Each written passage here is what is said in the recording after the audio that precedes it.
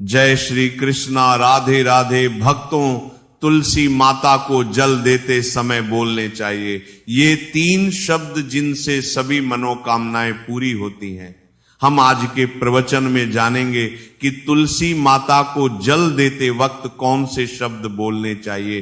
किसी समय की बात है, भगवान विष्णु विश्राम कर रहे थे, तभी देवी लक्ष्मी वहां आई और भगवान विष्णु से तुलसी माता को जल देने के महत्व के बारे में पूछा। भगवान विष्णु ने उन्हें तुलसी माता को जल देने के महत्व को विस्तार से बताया। तब देवी लक्ष्मी ने कहा, हे स्वामी, आपने मुझे तुलसी माता के महत्व के बारे में बताया, लेकिन अब मैं ये जानना चाहती हूं कि तुलसी माता को जल कैसे देना चाहिए, उनकी सेवा की सबसे श्रेष्ठ विधि क्या है और जल देते समय कौन सा मंत्र बोलना चाहिए। भगवान विष्णु ने उत्तर दिया, प्रिया देवी, जैसा कि मैंने तुम्हें तुलसी माता के महत्व के बारे में बताया, उसी प्रकार तुलसी माता को जल देते समय बोला जाने वाला मंत्र भी बहुत महत्वपूर्ण है। यह मंत्र 3 शब्दों का है, लेकिन इसका प्रभाव अत्यंत शुभ और कल्याणकारी है। जो भी रोज तुलसी माता को जल देते समय इन 3 शब्दों का उच्चारण करेगा, उसके घर में मां लक्ष्मी का वास होगा, उसकी दरिद्रता समाप्त हो जाएगी और उसे अपार धन धान्य की प्राप्ति होगी। मंत्र के महत्व को बताते हुए भगवान विष्णु ने कहा, इस मंत्र का महत्व सुनने से ही मनुष्य के सभी पाप नष्ट हो जाते हैं। उसे हजारों वर्षों तक तुलसी माता को जल देने के पुण्य का फल मिलता है। फिर भगवान विष्णु ने देवी लक्ष्मी को एक कथा सुनाई। उन्होंने कहा, दक्षिण दिशा में यम नगरी नामक एक नगर था, जहां रमेश नामक एक ब्राह्मण रहता था। वह अत्यंत पापी और गलत कामों में लिप्त व्यक्ति था। जन्म से ब्राह्मण होते हुए भी वह धार्मिक कार्यों से दूर रहता था। न वह पूजा करता, न ध्यान, ना जप और ना ही किसी का सत्कार करता। वह मदिरापान और मांसाहार भी करता था और हमेशा अनैतिक कार्यों में व्यस्त रहता था। और वह ब्राह्मण दिन में खेत में काम करके पत्ते बेचकर अपनी जीविका चलाता था और रात में वेश्याओं के पास जाता था। इस प्रकार उसने अनेक वर्षों तक अपना जीवन इसी पापपूर्ण तरीके से बिताया। फिर एक दिन वह दुर्बुद्धि ब्राह्मण पत्ते इकट्ठा करने के लिए एक शिष्य की वाटिका में पहुंचा और पत्ते तोड़ने लगा। तभी एक काले सर्प ने, जो काल के रूप में वहां उपस्थित था, उसे काट लिया। उसी समय उसकी मृत्यु हो गई। उसकी मृत्यु के तुरंत बाद यमराज के दूत वहां प्रकट हुए और उसकी आत्मा को लेने के लिए आए। वे उसे यमलोक ले जाने लगे। मार्ग में वह ब्राह्मण यमदूतों के सामने रोने और विलाप करने लगा। उसने कहा, हे दूतों, मुझे कहां ले जा रहे हो? मुझे छोड़ दो, मेरे प्राण बचा लो। लेकिन यमदूत बोले, अरे पापी ब्राह्मण, तेरे दुष्कर्मों के कारण तुझे ये दंड मिला है। अब यमराज तुझे घोर नरक में डालेंगे। यमलोक पहुंचने पर चित्रगुप्त ने उस ब्राह्मण का पूरा लेखा जोखा प्रस्तुत किया। उन्होंने कहा है, धर्मराज, इस ब्राह्मण ने अपने पूरे जीवन में केवल पाप किए हैं, इसने कभी कोई पुण्य कार्य नहीं किया। धर्मराज ने दूतों से कहा, हे दूतों, इस घोर पापी ब्राह्मण को नरक में डाल दो, इसे अपने कर्मों का फल भोगना होगा। यमदूत उसे ब्राह्मण को नरक में ले गए और उसे भयंकर अग्नि में धकेल दिया। वह कई वर्षों तक नरक की यातनाएं सहता रहा। इसके बाद उसे अगले जन्म में बैल के रूप में जन्म मिला। बैल का शरीर पाकर उसने भारी बोझ उठाने का कार्य किया। उसका मालिक उससे दिन रात काम करवाता था। जब उसकी शक्ति समाप्त होने लगी तो मालिक ने उसे एक लंगड़े आदमी को बेच दिया। वह लंगड़ा आदमी उस बैल का उपयोग अपने बोझ उठाने के लिए करता था। बैल ने 8 वर्षों तक उसकी सेवा की। फिर एक दिन वो बैल लंगड़े आदमी को लेकर एक ऊंचे पर्वत पर चढ़ा। अधिक परिश्रम और थकान के कारण वह बैल मूर्छित होकर गिर पड़ा और अंतिम सांसें लेने लगा। वहां खड़े लोगों को उस बैल पर दया आ गई। उन्होंने उसके मुख में पानी डालने का प्रयास किया। उसी वे में एक पुण्यात्मा व्यक्ति भी था। उसने अपने पुण्य का थोड़ा सा भाग उस बैल को दे दिया। इसे देखकर अन्य लोगों ने भी अपने अपने पुण्य उसे देना शुरू कर दिया। उसी वे में एक वेश्या भी थी। सभी अपना पुण्य उस बैल को देकर उसका उद्धार करने का प्रयास कर रहे थे। ये देखकर उस वेश्या ने भी अपना पुण्य उस बैल को दे दिया।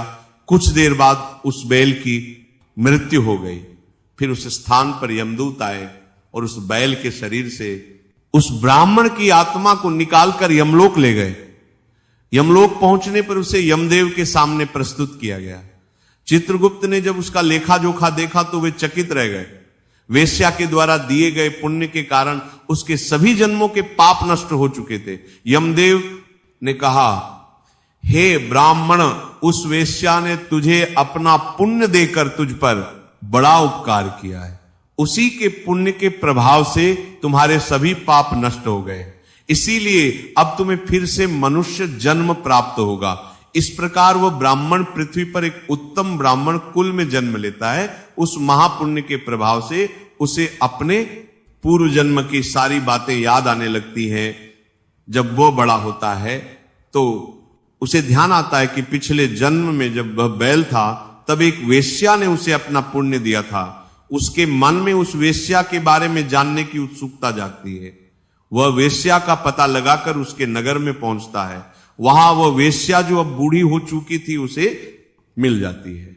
वह ब्राह्मण उसके सामने जाकर बार बार प्रणाम करता है और धन्यवाद देने लगता है। वेश्या उससे पूछती है, हे ब्राह्मण श्रेष्ठ, आप कौन हैं और किस कारण मुझे धन्यवाद दे रहे हैं? मैंने आपका कौन सा कार्य किया है जिसके लिए आप मुझे नमस्कार कर रहे हैं? तब ब्राह्मण कहता है, हे मां, मैं वही बैल हूं जिसे तुमने अपना पुण्य देकर जीवन दान दिया था। अपने पाप कर्मों के कारण मुझे पिछले जन्म में बैल बनना पा।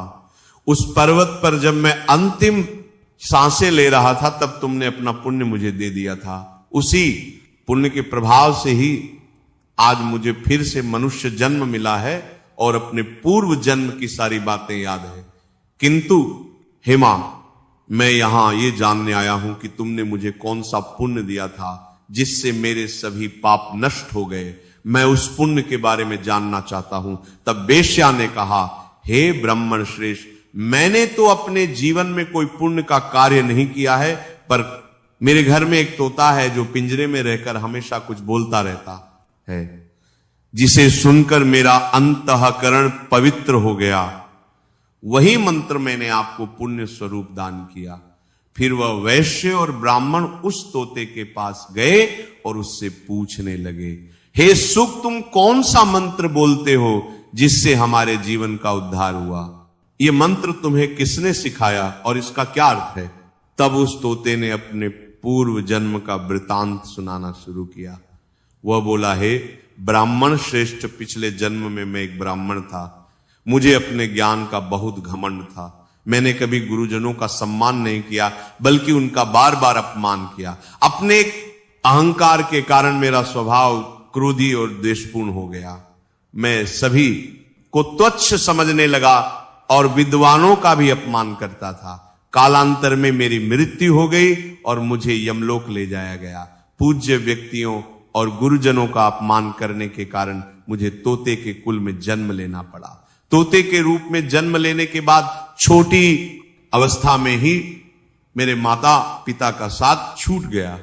मैं अकेला पेड़ की डाल पर बैठकर रो रहा था। तभी कुछ मुनि उस मार्ग से जा रहे थे। उन्होंने मेरी दयनीय स्थिति देखी और मुझे अपने आश्रम ले आए। आश्रम में उन मुनियों ने मुझे एक सुंदर पिंजरे में रखा और मेरी देखभाल की। वे मुझे प्रतिदिन भोजन कराते और मुझसे स्नेह करते थे। उस आश्रम में वे उनकी पत्नियां और बच्चे प्रतिदिन तुलसी के पौधे को जल अर्पित करते और एक मंत्र का जाप करते थे। उनके मुख से बार बार मंत्र सुनकर मैंने उसे याद कर लिया। तब से मैं उसी मंत्र का जाप करता हूं। इस मंत्र के प्रभाव से मेरे जीवन में सकारात्मक बदलाव आने लगे। मुझे अपने कर्मों का पश्चाताप हुआ और मेरी मृत्यु भी टल गई। मेरी आयु 100 वर्ष हो गई और इतने वर्षों तक मैं जीवित रहा। एक दिन रात के समय एक चोर उस आश्रम में आया और मुझे वहां से चुरा लिया। बाद में इस वेश्या ने उस चोर से मुझे खरीद लिया। वेश्या के घर आने के बाद भी मैं वही मंत्र बोलता रहा। इस मंत्र को सुनकर इस वेश्या का अंतःकरण पवित्र हो गया। उसने अपना पुराना जीवन सोचकर भगवान विष्णु की भक्ति करनी शुरू कर दी। हे ब्राह्मण देव, इसी मंत्र के प्रभाव से मेरे और उस वेश्या के सभी पाप नष्ट हो गए। यही मंत्र आपको भी पाप मुक्त कर चुका है। इस प्रकार तोते ने उस ब्राह्मण और वेश्या को पूरा वृतांत सुना दिया। यह सुनकर ब्राह्मण और वैश्या दोनों बहुत प्रसन्न हुए। उन्होंने तय किया कि अब वे प्रतिदिन तुलसी मां को जल अर्पित करेंगे और उस मंत्र का जप करेंगे। कुछ समय बाद उस ब्राह्मण, वेश्या और तोते ने मंत्र के प्रभाव से दिव्य विमान में बैठकर विष्णु लोक की यात्रा की। भगवान विष्णु ने देवी लक्ष्मी से कहा, हे देवी, देखा आपने केवल तुलसी मां के मंत्र के प्रभाव से उस तोते, वेश्या और ब्राह्मण के सभी पाप नष्ट हो गए। इसीलिए हर व्यक्ति को प्रतिदिन तुलसी मां को जल अर्पित करते हुए इस मंत्र का जाप अवश्य करना चाहिए। वह मंत्र इस प्रकार है, ओम वृंदावनी स्वाहा, ओम वृंदावनी स्वाहा। जो स्त्री प्रतिदिन तुलसी मां के साथ माने इस मंत्र का उच्चारण करेगी वह सौभाग्यशाली बनेगी। जो पुरुष इसका जप करेगा उसे अक्षय धन की प्राप्ति होगी। जिस घर में प्रतिदिन तुलसी मां की पूजा होगी वहां लक्ष्मी जी का सदावास रहेगा।